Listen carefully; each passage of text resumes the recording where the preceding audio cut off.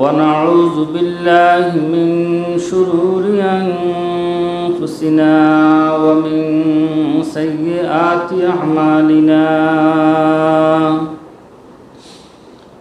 من يهده الله فلا مضل له ومن يضلله فلا هادي له ونشهد أن لا إله إلا الله وحده لا شريك له ونشهد أن محمدًا عبده ورسوله صلى الله تعالى عليه وعلى آله وأصحابه وبارك وسلم تسليما كثيرا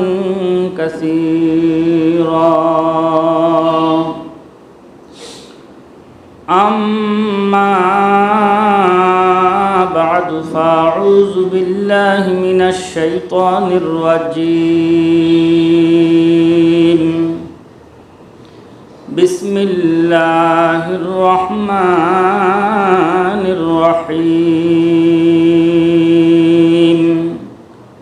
إن الله يأمركم أن تؤدوا الأمانات إلى أهلها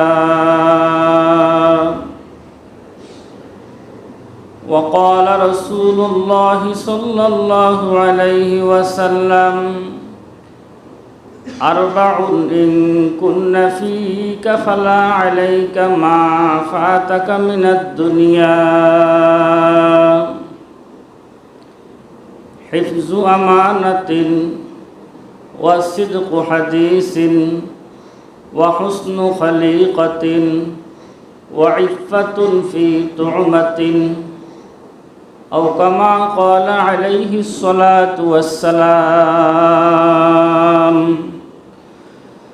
اللهم صل على محمد وعلى آل محمد كما صليت على إبراهيم وعلى آل إبراهيم إنك حميد مجيد اللهم بارك على محمد وعلى آل محمد كما باركت على إبراهيم وعلى آل إبراهيم إنك حميد مجيد اللهم صل على سيدنا محمد كلما ذكره الذاكرون وكلما غفل عن ذكره الغافلون اللهم صل على روح محمد في الأرواح وصل على جسد محمد في الأجساد وصل على قبر محمد في القبور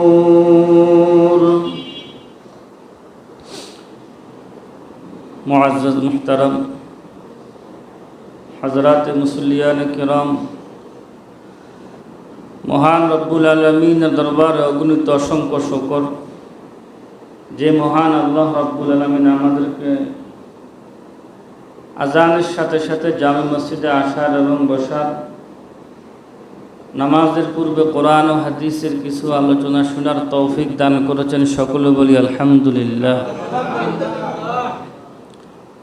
আরবি শাওয়াল মাসের দ্বিতীয় জুমা হজের মৌসুম অত্যন্ত গুরুত্বপূর্ণ মাস আল্লাহ পাক আমাদেরকে আল্লাহ পাকের ঘরে আজানের সাথে সাথে আসার বসার তৌফিক দান করেছেন আবারও শুকর আদায় করি আলহামদুলিল্লাহ কোরআনে হাকিম থেকে একটি আয়াতে কারিমা তেলাওয়াত করেছি জনাব মুহাম্মদুর রাসূলুল্লাহ সাল্লাল্লাহু আলাইহি ওয়াসাল্লামের হাদিস সমূহ থেকে একটি হাদিস শরীফ পাঠ করেছি। আল্লাহ রাব্বুল আলামিন বলেন, ইন্নাল্লাহা ইয়া'মুরুকুম আন তুআদ্দুল আমানাতি ইলা আহলিহা। আল্লাহ পাক আদেশ করলেন যে নিশ্চয় নিশ্চয় তোমাদের নিকট অগণিত অসংখ্য আমানত আছে। আমানতগুলো যারা প্রাপ্য যথাযথভাবে তাদের নিকট তাদের আমানতকে পৌঁছাইয়া দাও।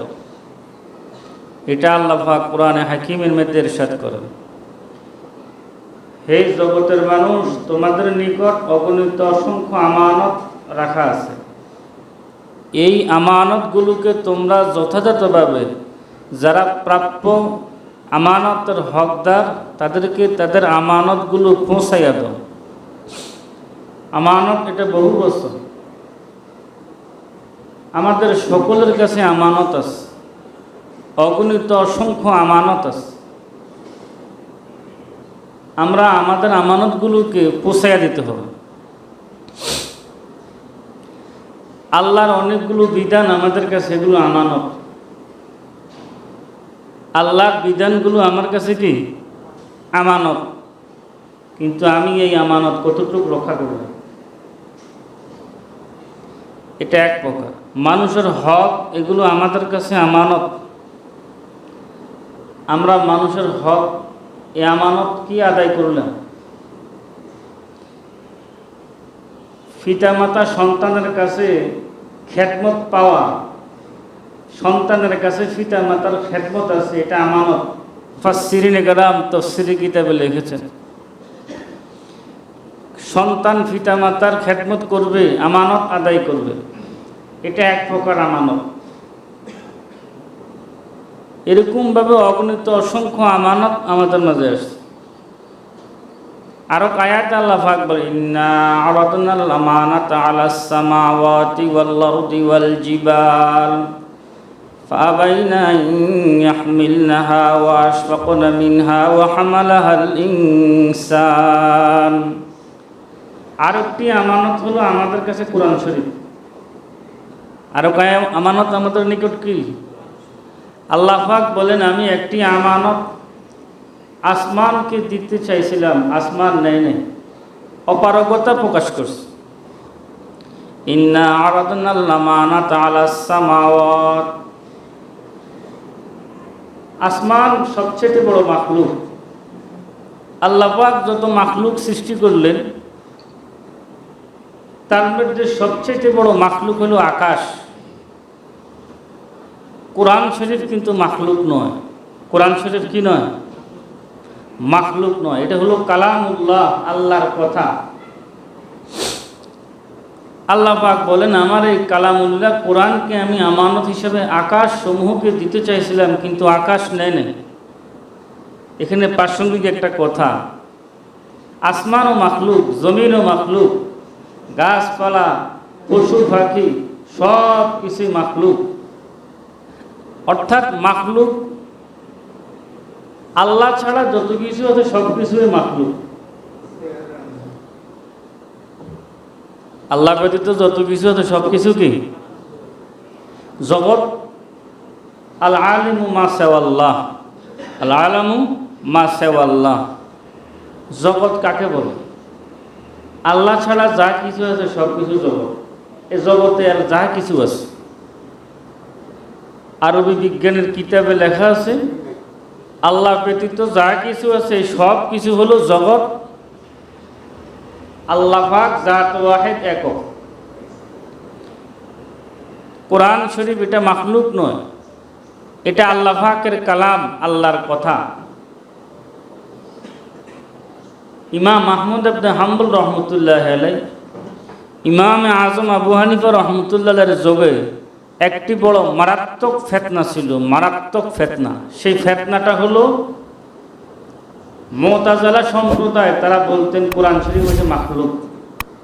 কোরআন কি মাখলুক বলতো তারা। আহলে সুন্নাত ওয়াল জামাতের আকীদা হলো কোরআন শরীফ মাখলুক নয়, কোরআন হলো কালামুল্লাহ, আল্লাহর কলব থেকে কোরআন শরীফ নাজিল হয়েছে। আইম্মাদেরকে তৎকালীন রাজা বাদশারা অনেক কষ্ট দিত। তখনকার যে খলিফা ছিল সেই খলিফাও কোরআন শরীফ মাখলুকের পক্ষে ছিল। এই মর্মে ইমাম আহমদ ইবনে হাম্বল রহমতুল্লাহ আলাইহি তারা প্রতিদিন জেলখানার মধ্যে বেত্রাঘাত করত যে আপনি বলেন কোরআন শরীফ মাখলুক, আল্লাহর কালাম নয়। ইত্তেবায়ে আবু হানিফা কি সনদ জিন্দা মে হ্যায়, इत्तिबाए अबू हनीफा की सनद जिंदा में है, हाम्बली बनता है कोड़े फीट पर खाने के बाद। ফিটের মধ্যে কোড়া মারত, দাগ বসে যেত, চামড়া উঠে যেত, তারপরেও বাতিলের সামনে মাথা নত করে এই কথা বলে নাই যে কোরআন শরীফ মাখলুক। কোরআন হলো আল্লাহ পাকের কালাম। এই কোরআন আল্লাহ পাকের কালাম। এই কোরআনকে আল্লাহ পাক সবচেয়ে বড় মাখলুক আকাশকে দিতে চেয়েছিলেন, কিন্তু আকাশ নিতে রাজি হয় নাই। অপারগতা প্রকাশ করছে যে আল্লাহ, এটা আমার পক্ষে সম্ভব না। আকাশের পরে আল্লাহ পাক জমিনকে বলছে, জমিন এই কোরআন শরীফকে আমানত রাখো। জমিন বললেন, আয় আল্লাহ, আপনার এই কালাম যদি আমানত রাখি তাহলে আমি চূর্ণ বিচূর্ণ হয়ে যাব। লাউ আনজালনা হাযাল কুরআন আলা জাবাল লারাআইতাহু খাশিআম মুতাসাদ্দিআম মিন খাশিয়াতিল্লাহ। আল্লাহ পাক বলেন, আমার এই কোরআনকে যদি আমি পাহাড়ের উপরে অবতীর্ণ করতাম তাহলে পাহাড় চূর্ণ বিচূর্ণ হয়ে যেত। পাহাড় চূর্ণ বিচূর্ণ হয়ে যেত। পাহাড়ও আল্লাহর এই কালাম আমানত রাখতে রাজি হয় না, জমিন রাখতে রাজি হয় না, আকাশ রাখতে রাজি হয় না। আল্লাহ পাক সর্বপ্রথম তার বৃহত্তম মাখলুক আকাশকে দিতে চাইছিল। আকাশের পরে যে মাখলুক বড় সেটা হলো জমিন। জমিন কি দিতে চাইছিল? জমিনও এই মাখলুক নিতে রাজি না। জমিনের পরে মাখলুক হলো বড় পাহাড়। পাহাড়কে দিতে চাইছিলেন। পাহাড়ও এই কোরআনের আজমত আর মহব্বত সে রক্ষা করতে পারবে না, বিদায় পাহাড়ও এই আমানত রাখে নাই। فأبين أن يحملنها وحملها الإنسان। আল্লাহ পাক এটা মানুষের কাছে আমানত দিয়েছে, মানুষ এই আমানত গ্রহণ করেছে। মানুষ কি আকাশ থেকে বড় না ছোট? জমিন থেকে বড় না ছোট? পাহাড় থেকে বড় না ছোট? দেহের দিক দিয়া গতভাবে ক্ষুদ্রতম একটা মাখলুক মানুষ আল্লাহর কালাম সাহস করে এই কোরআনে কারীম আমানত রেখেছে। আকাশ রাজি হয় নাই আমানত রাখতে, জমিন রাজি হয় নাই আমানত রাখতে, পাহাড় রাজি হয় নাই আমানত রাখতে। কেন? আল্লাহ পাক মানুষকে আমানত দিয়েছেন। আমার আল্লাহ জানে যোগে যোগে এই পৃথিবীর মধ্যে নাস্তিক্যবাদের উৎপাত ঘটবে। যোগে যোগে কি হবে? নাস্তিকেরা আমার এই কালাম নিয়ে, আর এই কালাম যারা বহন করবে কোরআনের আলেমদেরকে নিয়ে তারা ঠাট্টা বিদ্রুপ করবে। এই জন্য আল্লাহ পাক রব্বুল আলামিন অগ্রিম কোরআনে কারীমের মধ্যে সমাধান দিয়ে দিয়েছে। কারণ কোরআন হলো সব সমস্যার সমাধান। আল্লাহ পাক যেমন জাত ওয়াহেদ, আল্লাহর পাকের উপরে কোনো কাল অতিক্রম করে না। অতীত, বর্তমান, ভবিষ্যৎ কোনো সময় আল্লাহর উপরে অতিক্রম করে না। আল্লাহর কালামেও কোনো অতীত, বর্তমান, ভবিষ্যৎ নেই। এই কোরআন কিয়ামত পর্যন্ত চিরন্তর নতুন। যত সমস্যা হবে সব সমস্যার সমাধান কোরআন দিয়ে দেবে। লা জিদ্দা ওয়ালা নিদ্দা ওয়ালা হাদ্দালি মাওলা, লা জিদ্দা ওয়ালা নিদ্দা ওয়ালা হাদ্দালি মাওলা, আল আনা কামা কানা ওয়ালাম ইয়ালকা জাওয়ালা, আল আনা কামা কানা ওয়ালাম ইয়ালকা জাওয়ালা। আল্লাহ যেমন আছে, যেমন ছিল তেমন আছে, তেমনও থাকবে। আল্লাহর কালাম যেমন ছিল তেমনই আছে, তেমনই থাকবে। এই কোরআনের কোনো পরিবর্তন নেই।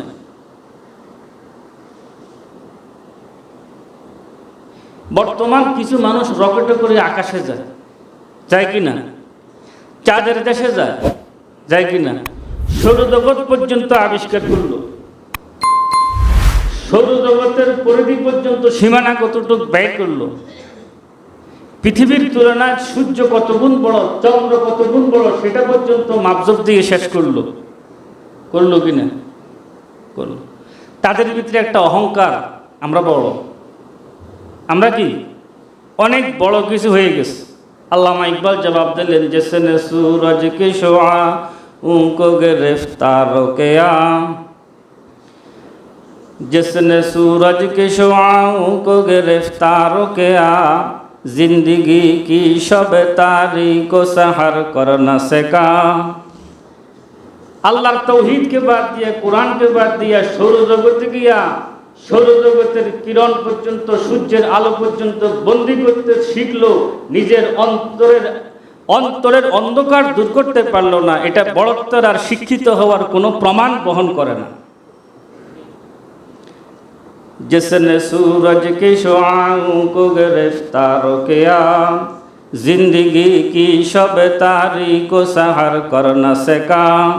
কিছু মানুষ কোরআন হাদিসের কিছুই বুঝে না, ঠুসঠাস কিছু ইংরেজি বুঝে নিজেকে সবচেয়ে বড় শিক্ষিত মনে করে, আর কাউকে শিক্ষিতই মনে করে না। বুলবুল হামাতান খোশুদ গোল শুদ হামাতান চাক, বুলবুল হামাতান খোশুদ গোল শুদ হামাতান চাক, আয়ওয়ায়ে বাহারে আগারি গস্তে বাহারে। অক্সফোর্ডের একজন ডক্টরেট আল্লামা ইকবাল বলে, আমি অক্সফোর্ডের ডিগ্রি অর্জন করছি, সেখানে আইন বিভাগে পড়াশোনা করছি, জীবনে বহু শিক্ষা অর্জন করলাম। অর্জন করে আমি দেখলাম এই সমস্ত শিক্ষা সব কিছু আল্লাহর লানত আর অভিশাপ ছাড়া কিছু নয়। কারণ এই শিক্ষা আমাকে আল্লাহর পরিচিতি দেখায় না। তাই যে শিক্ষা আল্লাহর পরিচিতি দেখায় না, এটা আল্লাহর অভিশাপ ছাড়া কিছু নয়। বুলবুল হামাতান খোশুদ গোল শুদ হামাতান চাক, আয়ওয়ায়ে বাহারে আগারি গস্তে বাহারে। আমি শিক্ষার বিরুদ্ধে বলতেছি না, কোরআনের শিক্ষা, হাদিসের শিক্ষা, এই শিক্ষা বাদ দিয়ে যদি আমরা শুধু দুনিয়ার শিক্ষাকে শিক্ষা মনে করি, আল্লামা ইকবাল বলে এই শিক্ষা আমাদেরকে আল্লাহর পরিচিতি দেখাতে পারবে না।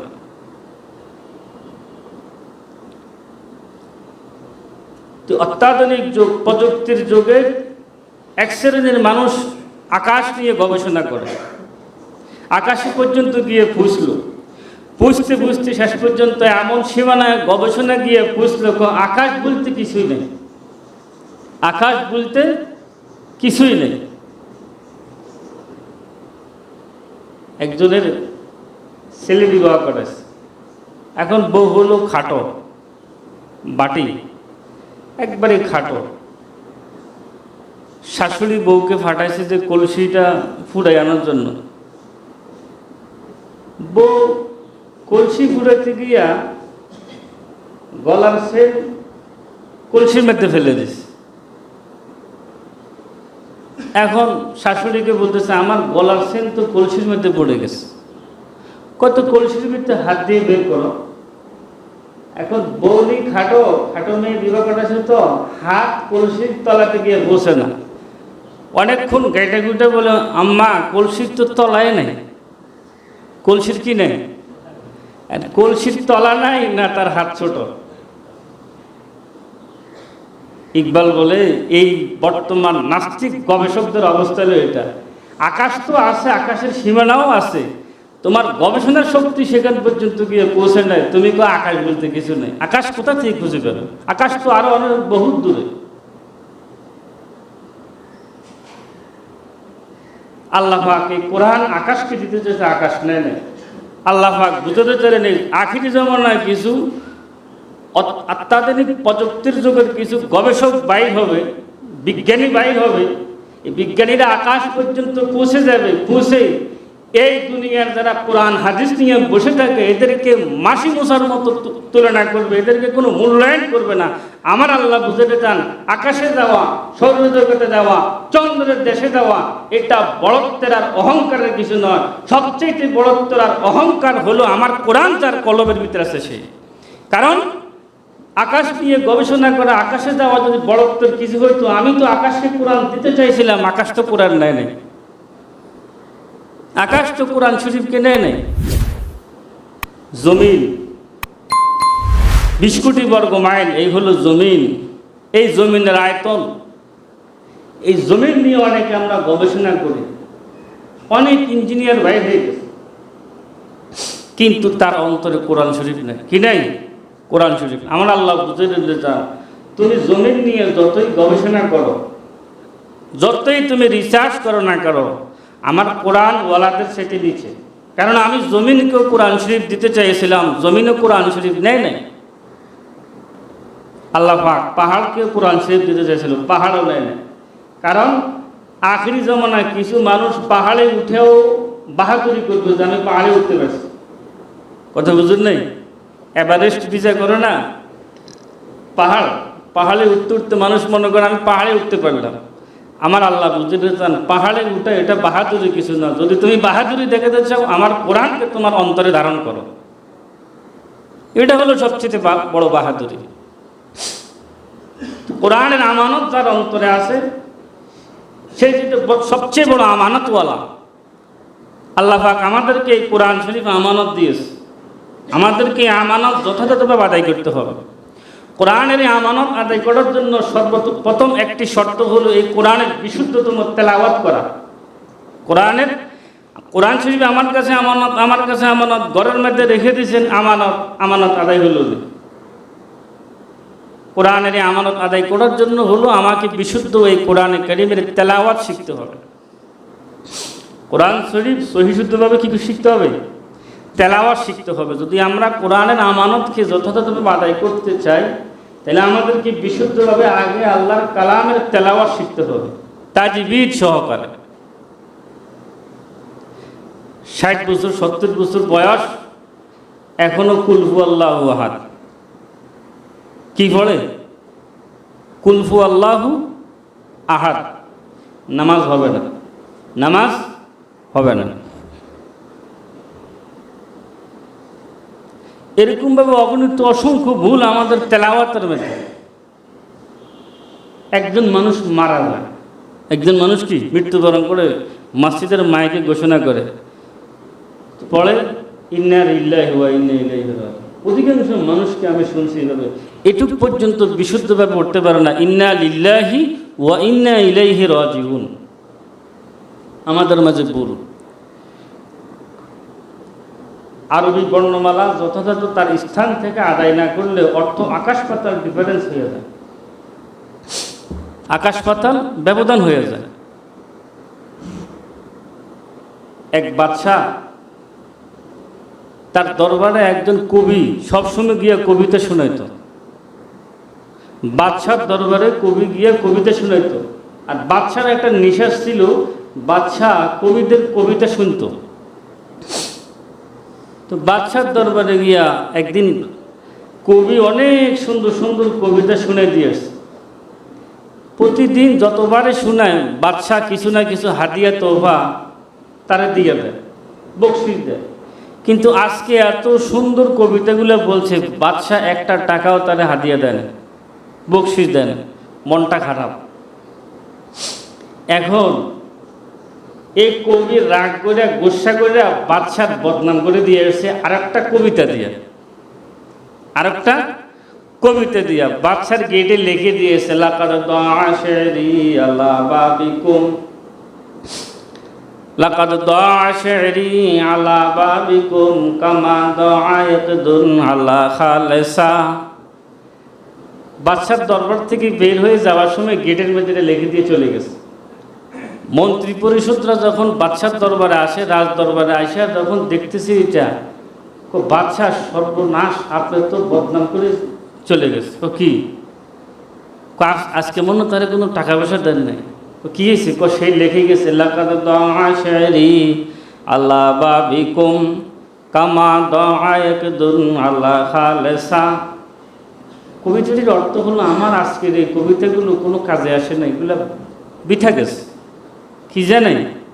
কোনো কাজে আসে নাই, উপকারে আসে নাই। যেমন কালো কুচ্ছি, বাচ্চার বাড়ির পাশে কালো কুচ্ছি মেয়েটারে যতই সাজুগুজু করে কোনো লাভ নাই, কুচ্ছি থাকে।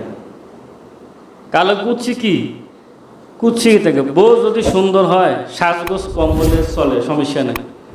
আর যদি একটু শ্যামলা হয়, তাহলে কিন্তু সাজগোজ করে চলতে হয়। এটা নিয়ে আবার দেয়ান দরবার পর্যন্ত হয়ে যায়, বউ সাজগোজ করে চলে না।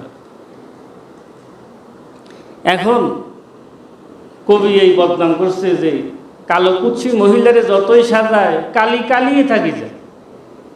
আর এই বাচ্চারে আমি যতই শের শুনেলাম, লাভ হবে কি? আমার এই শেরগুলো ওই কালো কুচ্ছির মতো আছে, কোনো লাভ হয় না। কাজ তার মানে বাচ্চার বদনাম করছে।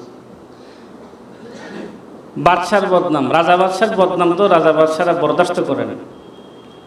এখন রাজা কইতেছে এটাকে কিভাবে কি করা যায়, এই বদনাম থেকে বাঁচার জন্য কি পদক্ষেপ গ্রহণ করা যায়।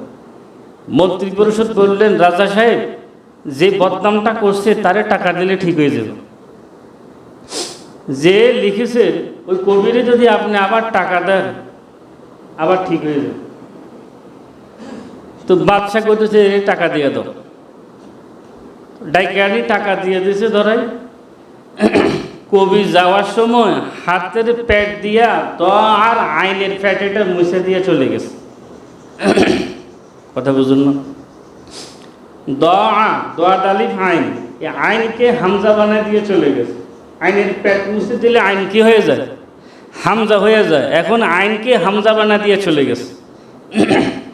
এখন মন্ত্রীরা বলে, বাদশা ঠিক করে দিছে। কি করে দিছে? ঠিক করে দিছে। এখন কি? আগে কবিতাটা পড়া হতো আইন দিয়ে, এখন হামজা দিয়ে। লাকাদ দাআ শাইরি আলা বাবিকুম কামান দাআ একদুন আলা খালেসা। আজকের আমার কবিতাগুলো এমনভাবে ফুটিয়ে উঠছে, এমনভাবে সুন্দর ফুটিয়ে উঠছে রাজা বাদশার দরবারে, যেমন কালো কুচি মহিলারে সাজালে সুন্দর হইয়া যায়। যদিও কালো বিউটি পার্লারে সাজালে সুন্দর হইয়া যায়, আমার কবিতাগুলো আজকে রাজার দরবারে খুব সুন্দর হইয়া ফুটে উঠছে। রাজা দেখছেন টাকা দিয়েছেন, ঠিক করে দিয়েছে। বুঝাতে চাইছিলাম এখানে এই গল্প করার উদ্দেশ্য নয়, এটা মজাক বোঝানোর উদ্দেশ্য নয়। বুঝাতে চাইছিলাম এই হামজার জায়গায় আইন লেখা রাজার 12টা বাজে। কথা বুঝুন না? হামজার জায়গায় আইন লেখা রাজার ক্ষমতা যাওয়া শুরু করছে। ক্ষমতা যাতে বেশি কিছু লাগে না, একটা স্লিপ খেলে ক্ষমতা শেষ হয়ে যায়। কথা বুঝছেন? অহংকার আল্লাহ কবুল বরদাস্ত করেন। রাজা জানে। আব্দুল্লাহ ইবনে মুবারক একদিন হাদিস পড়াতেছিল। আব্দুল্লাহ ইবনে মুবারক 20,000 ছাত্র ওনার হাদিসের দর্শে। তা আব্দুল্লাহ ইবনে মুবারক ওনার হাসি আসছিল। হাসি দিলে আলহামদুলিল্লাহ বলতো। হাসি দিলে কি বলে? আলহামদুলিল্লাহ। 20,000 সাহাবায়ে কেরাম, 20,000 ছাত্র একসাথে বলছে ইয়ারহামুকাল্লাহ। 20,000 ছাত্র একসাথে কি বলছে? ইয়ারহামুকাল্লাহ। এত বিকট আওয়াজ হয়েছে, এটা আব্দুল্লাহ ইবনে মুবারকের হাদিসের দর্শে ইয়ারহামুকাল্লাহ গিয়া এটা বাদশার দরবার পর্যন্ত পৌঁছে গেছে। বাদশাহ হারুন রশিদের দরবার পর্যন্ত পৌঁছে গেছে। এখন বাদশার ঘুম নেই। বাদশার কি নেই? ঘুম নেই। দেশ চালাতে কি ভুল করলাম, জনগণ কোনার দিয়ে আন্দোলন শুরু করে দেয়, আমার নামাইয়া দেয়। বাদশাহ তো একবারে পেরেশান। বাদশার স্ত্রীকে, তুমি এত অস্থির কি? একবার উঠো আবার বুঝো, একবার বাথরুমে যায় আবার আসো, এত অস্থির হয়ে গেলে? আন্দোলন শুরু হয়ে গেল কিনা একটা আমার ভয় লাগতেছে। আরে তোমার গোয়েন্দা আছে, তোমার পুলিশ আছে, সেনাবাহিনী আছে, একটু খবর নিয়ে দেখো। পরে রিপোর্ট করে দেখতেছে আসলে কোনো আন্দোলন হয় নাই। এটা আব্দুল্লাহ ইবনে মুবারকের হাদিসের দর্শে হাসির জবাব। আব্দুল্লাহ ইবনে মুবারকের হাসির জবাব। তখন বাদশার স্ত্রী বাদশাকে বলে, ইনহু শাহে কালাদা। এরা হলো ইনহু শাহে বেকালাদা, এরা হলো মুকুটবিহীন বাদশা। আর তুমি মুকুটওয়ালা বাদশা। তুমি হাসি দিলে মাসিও লড়ে না, আর তাদের হাসির জবাবে তোমার ক্ষমতা লড়ে। তোমার কি লড়ে? ক্ষমতা লড়ে। नूरे हक शम्ए इलाही को बुझा सकता है कौन, जिसका हामी है खुदा उसको मिटा सकता है कौन। মোল্লা জিউন রহমতুল্লাহ আলাই, মোল্লা জিউন রহমতুল্লাহ আলাই বাদশাহ আলমগীরের শিক্ষক। বাদশাহ আলমগীরের শিক্ষক। মোগল আমলে যারা ছিল তাদের খালতলাই হলো বাদশাহ আলমগীর। বাদশাহ আলমগীরের বাবার নাম হলো বাদশাহ শাহজাহান। বাদশাহ শাহজাহান একদিন বলে, আমি একটা কাজ করব, কি মৌলবীরা যায় কিছু বলো, আমার কিছু যায় আসে না, আমি রেশমি কাপড় পরব। বাদশাহ শাহজাহান বলে কি, আমি রেশমি কাপড় পরব। এখন রেশমি কাপড় তো পুরুষের জন্য হারাম। হাদিসে পাকে আল্লাহর হাবিব বলেন, রেশমি কাপড় পুরুষের জন্য পরা কি সম্পূর্ণ হারাম। এখন রাজা বাদশাহ সে কয় যে আমি রেশমি কাপড় পরব। বৈধতার জন্য কিছু মৌলবীরে নিছে, দরবারে কিছু মৌলবী আছে না, দরবারের মৌলবীরা বাদশার গিয়ে, বাদশাহ সাহেব এটা আপনার জন্য বৈধ আছে, অসুবিধা নেই, আপনি পড়েন, কোনো সমস্যা নেই। আচ্ছা, এই দরবারের মৌলবীরা টাকার লোভে, অর্থের লোভে, ক্ষমতার লোভে দালালিটা যে করলো, ফতুয়াটা শুদ্ধ দিল না অশুদ্ধ দিল কোন তো? অর্থের লোভে এই যে দালালি করলো, বাদশাহ শাহজাহানের কাছে গিয়া নবীর হাদিসের বিরুদ্ধে ফতুয়া দিয়া, ফতুয়াটা সহি হইল না ভুল হয়েছে কোনছে? এখন এটা সাংবাদিকদের মাধ্যমে প্রকাশ হয়ে গেল, বাদশার জন্য রেশমি কাপড় পরা হালাল। বাদশার জন্য কি রেশমি কাপড় পরা হালাল। কেউ কোনো কথা বলে না, কারণ কথা বললে গলা চেপে দেব, জেলখানা নিয়ে দেব, বাদশার বিরুদ্ধে কথা বলতে পারবে না। এই খবরটা শুনছে হযরত মোল্লা জিউন রহমতুল্লাহ, নুরুল আনোয়ার কিতাবের লেখক। তিনি এই কিতাব তিনি শুনছেন, শুনে বলে, আল্লাহর হাবিব যেটা হারাম করে দিয়েছেন উম্মতের পুরুষের জন্য স্বর্ণ এবং রেশমি ব্যবহার করা, এটা বাদশাহ শাহজাহানের জন্য হারাম। কখনো বাদশাহ শাহজাহান তার জন্য রেশমি কাপড় পরা হালাল হইতে পারে না, হালাল করতে পারে না। এই খবর বাদশাহ শাহজাহানের কাছে চলে গেছে। বাদশাহ শাহজাহান গরম, আমার তো মৌলবীরা আছে, তারা তো আমার পক্ষে ফতুয়া দিল, আমার পক্ষে ফতুয়া দিল, এখন মোল্লা জিউন কেন আমার বিরুদ্ধে ফতুয়া দিল? বাদশার মানে আঘাত লাগছে, সম্মানে আঘাত লাগছে। আবার বাদশার ছেলে, শাহজাহানের ছেলে আলমগীরের কিন্তু বাদশাহ মোল্লা জিউনকে দিয়ে কিন্তু কোরআন শরীফ পড়ায়। এখন বাদশাহ শাহজাহান মামলা করছে হুজুরের বিরুদ্ধে, মানহানির মামলা, ডিজিটাল মামলা। কেন ওনার বিরুদ্ধে কথা বলছে, উনি রেশমি কাপড় পরবে, ওনাকে অ্যারেস্ট করে থানা নিয়ে আসা হবে। এটা বাদশাহ আলমগীর এখন কাঁদতেছে। शिकायत कुनद हर के उस्तादरा गिरफ्तार बाशद बला चारेरा खिदमत उस्ताद बायत हम सब खानी मुदाब लफ्जरा तहकीक खानी ताय सभी मर्दे कमाल। কেউ যদি নিজের শিক্ষা দিয়ে উপকৃত হতে চায়, সে যেন উস্তাদের বিরুদ্ধে আচরণ না করে, উস্তাদের পক্ষে থাকে, যদিও সে তার বাবা হোক না কেন। বাদশাহ আলমগীর চিন্তা করছে, হায়রে আমার উস্তাদের তো আমার বাবাই পুলিশ পাঠাতেছে ধরার জন্য, কি মুশকিল, না বাবাটা বলতে পারে না উস্তাদের বলতে পারে, মানে কইলে মামার কেন না বলে বাপে হারাম খা। এখন বাপে পুলিশ পাঠাতেছে, বাপেটাও কিছু বলতে পারতেছে না, আবার উস্তাদকে অ্যারেস্ট করে থানায় নিয়ে দেব, এটাও বরদাস্ত হইতেছে না, কি করবে? বাদশাহ আলমগীর দৌড়ে এসে উস্তাদ মোল্লা জিউনের বাসায় এসে, হুজুর আমার বাবা আপনার জন্য পুলিশ পাঠাতে আছে, আমি চুপ চুপে আসছি, আমার বাবা জানলে কিন্তু আমাকেও মারবে। আমি আপনাকে একটা পরামর্শ দিই বাবা, আপনি হুজুর আপনি আত্মগোপনে কোথাও লুকাইয়া যান, আপনি আত্মগোপনে কোথাও লুকাইয়া যান, পুলিশ যত আপনাকে অ্যারেস্ট করতে না পারে। হুজুর বলে, তোমার বাবা কি পুলিশ পাঠাইছে? হ্যাঁ, পুলিশের গাড়ি আসতেছে। হযরতে মোল্লা জিউন রহমতুল্লাহ বলে, আলমগীর তুমি আমাকে এক বদনা পানি দেওয়ার একটা জায়নামাজ দাও, এক বদনা পানি আর একটা জায়নামাজ দাও। তোমার বাপের ক্ষমতা ছিল থানার পুলিশ দিয়ে আমাকে অ্যারেস্ট করবে, আমার একটা থানা আছে, আমার একটা বিচার বিভাগ আছে, আমার বিচার বিভাগে আমি 2 রাকাত নামাজ পড়ি, তোমার বাপের বিরুদ্ধে আমার আল্লাহর আদালতে আমি মামলা করে দিই। হুজুর ওযু করতেছে, ওযুর পানি, এখনো জায়নামাজে দাঁড়ায় নাই, এখন ছেলে আবার দৌড় দিয়েছে বাবার কাছে, বাবা তুমি কি পুলিশ পাঠাইনি? হ্যাঁ পুলিশ যাইতেছে। হুজুরের দেখতেছি ওযু করি জায়নামাজে দাঁড়াইয়া তোমার জন্য বদদোয়া করে। তোমার জন্য বদদোয়া করবে। এখন বাদশাহ শাহজাহান বলে, হুজুর কি জান আমাদের দাঁড়াই গেছে? আমি দেখছি হুজুরকে উজু করতে তাড়াতাড়ি পুলিশকে নিষেধ করে হুজুরে পাঠা যেতে না পারে, আর হুজুরকে বলো জান আমাদের দাঁড়াইয়া আমার বিরুদ্ধে কোনো বদদোয়া না করে। আল্লাহর ওলিদের ওযুর ক্ষমতা এত ছিল, তখন তাদের ক্ষমতা পর্যন্ত কাঁপত।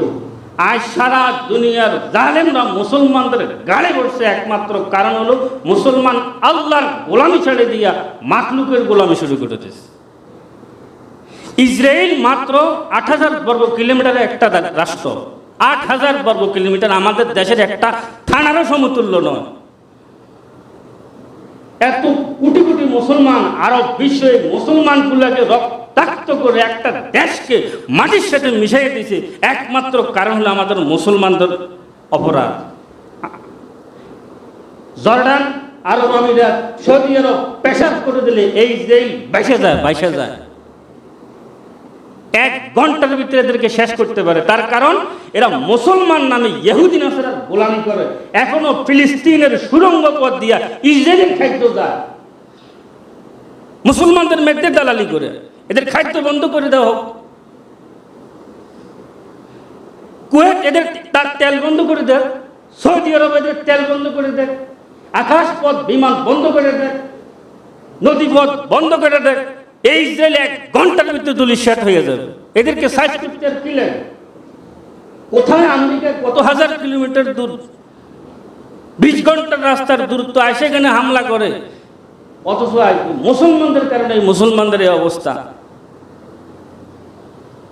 এইসব গরম ওয়াজ আমরা বাংলাদেশে করি, কোনো লাভ নাই। কারণ এখান থেকে আমাদের কোনো ব্যবস্থা সেখানে নাই, কোনো লাভ নাই, এদের কিছু যায় আসে না। শেষ ১ মিনিট একটা কথা বলে দেয়, ইসরায়েলের সঙ্গে আমাদের যুদ্ধ করার একটা ব্যবস্থা আছে, এবং এই যুদ্ধে ইনশাল্লাহ আমরা সাকসেস হব। কথাটা শুনবেন, কি যুদ্ধ? প্রত্যেকটা মানুষের আমাদের ইসরায়েলের সঙ্গে একটি যুদ্ধ করার ক্ষমতা আছে। সেই যুদ্ধটা হলো মার্কেটিং যুদ্ধ। কি যুদ্ধ? এদের যত পণ্য আছে, এদের যত আসবাবপত্র আছে, সমস্ত মুসলিম জাতি কিনা থেকে বিরত থাকেন। এই ইসরায়েল কিছুদিনের ভিতরে ধূলিসাৎ হয়ে যাবে। এরা এই টাকাগুলো নিয়ে এগুলো দিয়ে আমেরিকা থেকে অস্ত্র কেনা ফিলিস্তিনের উপরে তারা ফালায়। তাই এদের টাকা পয়সা ইনকামের পথ বন্ধ করে দেন, এদের পণ্য কিনাটা বর্জন করেন, তখন এরা সাইজ হয়ে যাবে। এই একটা ক্ষমতা এই যুদ্ধের করার, এই একটি ক্ষমতা সকল মুসলমানদের হাতে আছে। আমার টাকা দিয়ে আমি কিনবো, যাই ইচ্ছা তাই কিনবো, তাই পছন্দ কিনবো। ইসরায়েলের পণ্য আমি কেন কিনবো? ইসরায়েলের পণ্য কিনতে হবে কেন? আমি তাদের পণ্য কিনবো? তা আমরা ইসরায়েলের কোনো পণ্য কিনবো না। সাবধান, ১ টাকা যদি লাভ হয়, ১ টাকা মুসলমান মারার বিরুদ্ধে তারা ব্যবহার করে থাকে। লোভে ফাঁপে মৃত্যু। আসলে সময় হয়ে গেছে। এই ইসরায়েল কিভাবে এটা দখল করলো, আল্লামা আশরাফ আলী থানভী রহমতুল্লাহ তার কিতাবের মধ্যে লিখেছেন। আজ থেকে ৭০ বছর আগে এই ফিলিস্তিন এরা জায়গা বেচত, জমিন বেচত। ফিলিস্তিন, শাম, লেবানন, ইরাক, এই জায়গাগুলো এক দেশ ছিল তখন। তো ফিলিস্তিনের মুসলমানের জায়গা বেচত। জায়গা বিক্রি করলে মুসলমানের কাছে জায়গা বিক্রি করতো না, মুসলমান টাকা কম বলতো, মূল্য কম বলতো।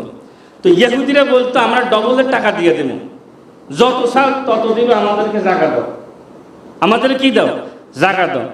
যারা প্রতিবেশীর টাকা যে রেট বলতো, এই রেটে না দিয়ে ইহুদিরা বেশি টাকা দিত, ইহুদিদের কাছে জায়গা বিক্রি করে দিত। তখন ওই ইহুদিরা সারা দুনিয়াতে তো ইহুদি আছে, সব ইহুদিদেরকে খবর দিল যে এইখানে টাকা বেশি হলেও জায়গা পাওয়া যায়। এই জন্য যারা বাসা বাড়ি জায়গা জমিন বিক্রি করেন, দেখবেন একজন আল্লাহ ওয়ালা বুজুর্গ 10 টাকা কম হলেও তারে জায়গা দিবেন, কারণ ভবিষ্যৎ আপনি সেফ থাকবেন। আর নয় আপনাকে পর্যন্ত শেষ করে দিবে। ভালো মানুষ কাছে বিক্রি করবেন, 10 টাকা কম হোক, আপনার সিকিউরিটি আছে।